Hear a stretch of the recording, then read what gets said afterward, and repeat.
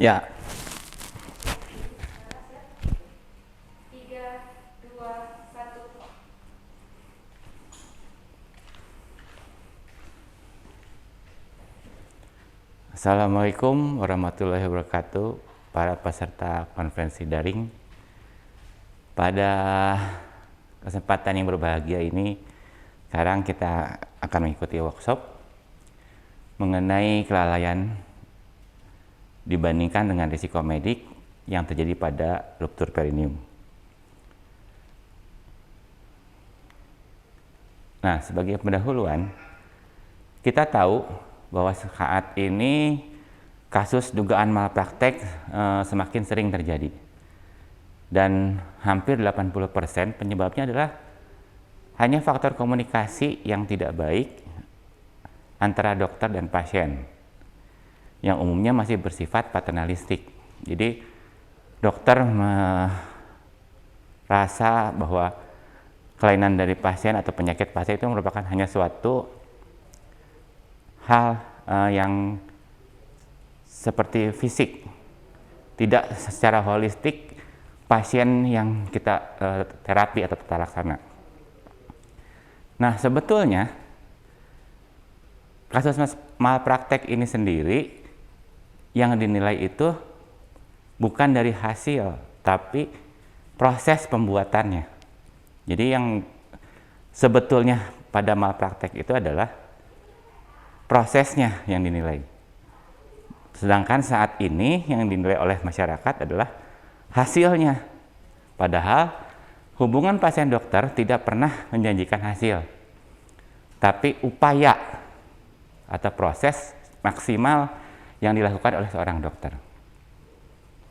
Nah, pada keadaan ruptur perineum ini, hasilnya yang dilihat oleh masyarakat juga. Kenapa terjadi robekan, kenapa sampai mengganggu buang air besar misalnya. Dan ini berpotensi untuk menjadi satu tuntutan. Dugaan malpraktek. Jadi bukan malprakteknya sendiri, tapi dugaan malpraktek. Ya.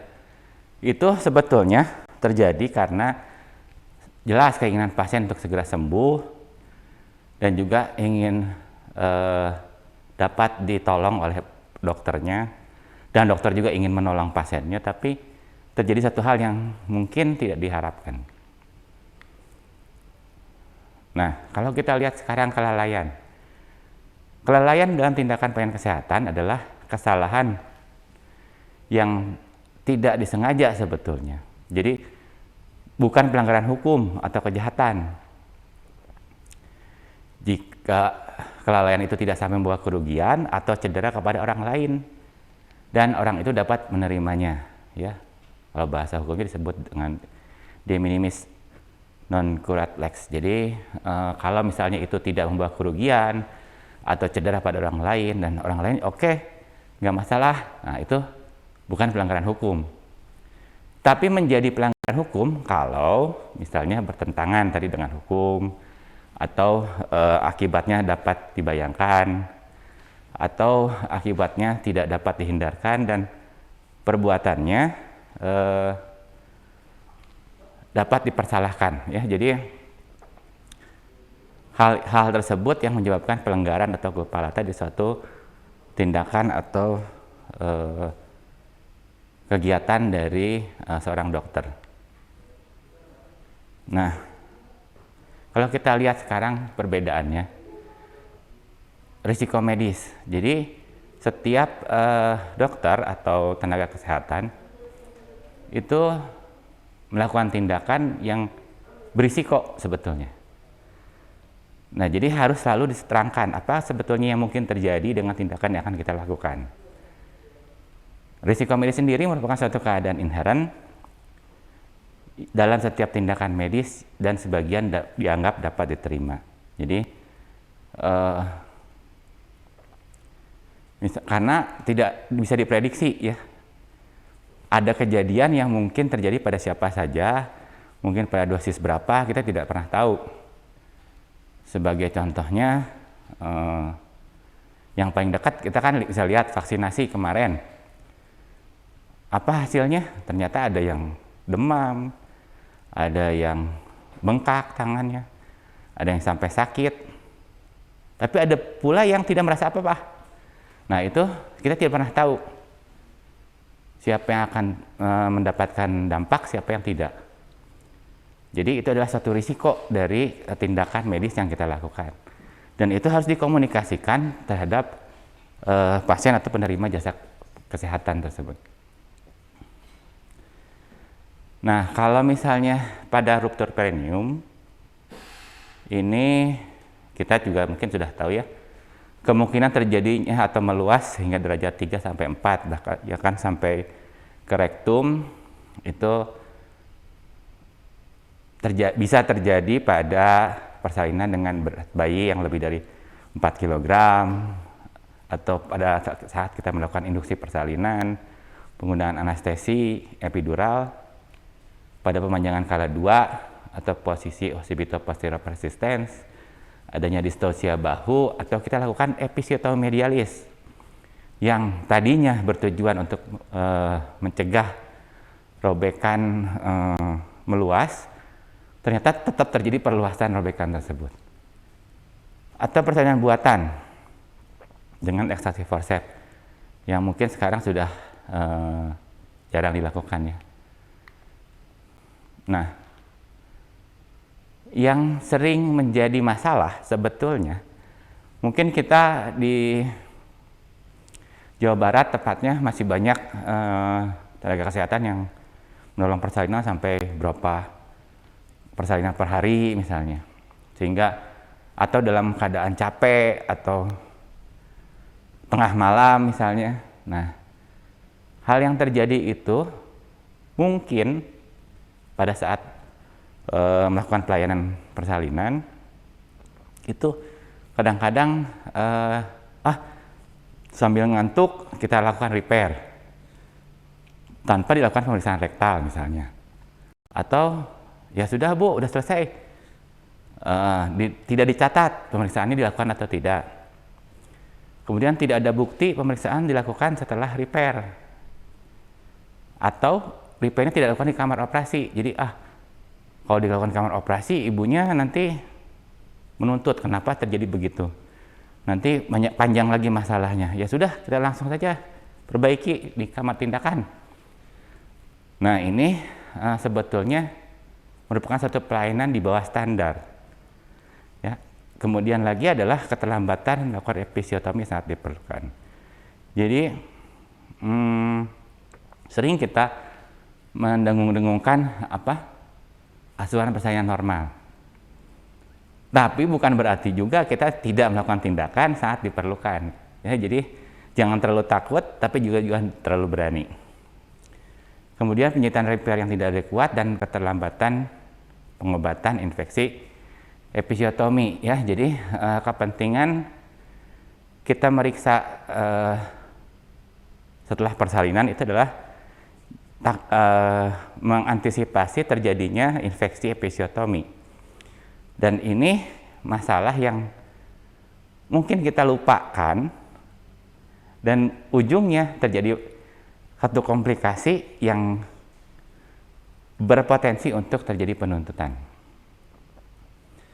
Nah, pada saat terjadi atau saat tindakan, sebetulnya kita harus memberitahukan informed consent terhadap pasien dan ya, tentang rencana dan hasil pelayanan, termasuk kemungkinan terjadinya KTD ya, kejadian tidak diharapkan, atau sentinel event yang dijelaskan dalam rencana pelayanan. Jadi harus jelas berapa persen kemungkinan terjadinya, berapa persen kemungkinan ada komplikasi. Bagaimana Ibu, apakah tetap setuju untuk dilakukan tindakan? Oh, saya tidak mau, ya udah, tidak usah gitu kalau tidak mau ya. Tadi ditulis di situ bahwa Ibu menolak dan itu hak pasien. Ya, kalau ternyata tiba-tiba, oh saya mau pindah aja ke rumah sakit lain, ya jangan dimarahin karena itu adalah hak pasien. Ya, jadi tidak ada pembatasan atau pengurangan hak pasien dalam mendapatkan pelayanan kesehatan. hal-hal tersebut dapat menjadi keadaan yang disebut dengan kelalaian medis jika mengacu pada hal-hal seperti ini. Yang pertama, adanya duty atau kewajiban profesi medis untuk menggunakan segala ilmunya dan kepandaiannya. Artinya harus sesuai dengan standar, tapi juga sesuai dengan kompetensinya. Jadi kalau misalnya memang misalnya dokter umum atau bidan kompetensinya ruptur perineum 1-2, ya jangan sampai melewati hal itu, kecuali kalau di tempat yang memang jauh dari mana-mana. Kemudian penyimpangan dari kewajiban, jadi tidak melakukan sesuatu yang harusnya dilakukan. Jadi jangan salah, seorang dokter bisa dituntut karena tidak melakukan apapun pada saat dia diperlukan. Ya, jadi menolong bisa salah, tidak menolong pun bisa dipersalahkan untuk dokter. Kemudian adanya hubungan kausal sebab akibat secara langsung dan mengakibatkan kerugian secara langsung terhadap pasien, ya. Hal tersebut dapat menjadikan tindakan kita disebut suatu kelalaian. Nah, kemudian tapi tidak usah terlalu khawatir, karena dalam tuntutan atau masalah yang disebabkan oleh dugaan malpraktek itu atau kemungkinan adanya kelalaian dari seorang tenaga medis, itu penggugat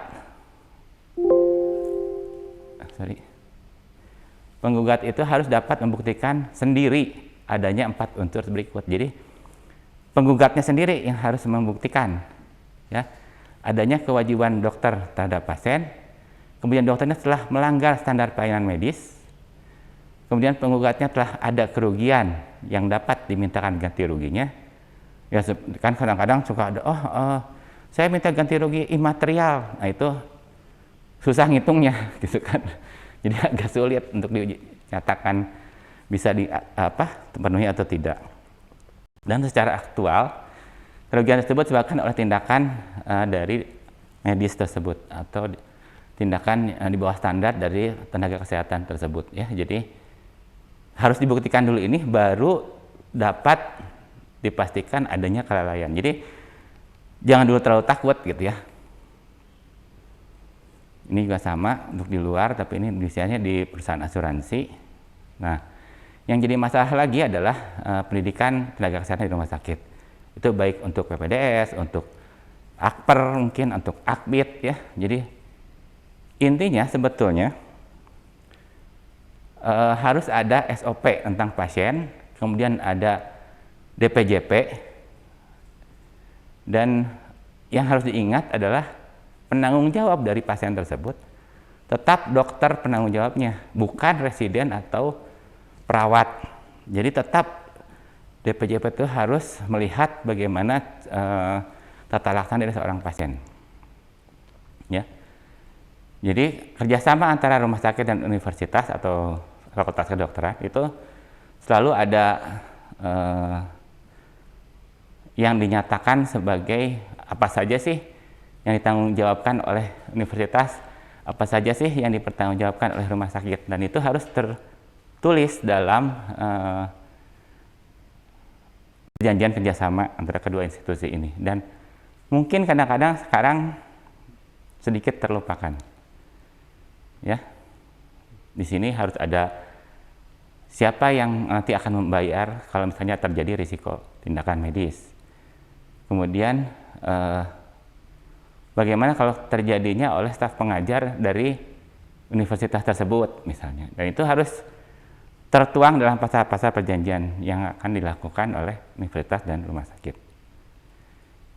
Nah, tadi sebagaimana saya sebutkan sebelumnya, pada penyelesaian kasus dugaan malpraktek ini sebelum sampai ke pengadilan, biasanya kita lakukan dulu mediasi, ya, baik di dalam maupun di luar pengadilan.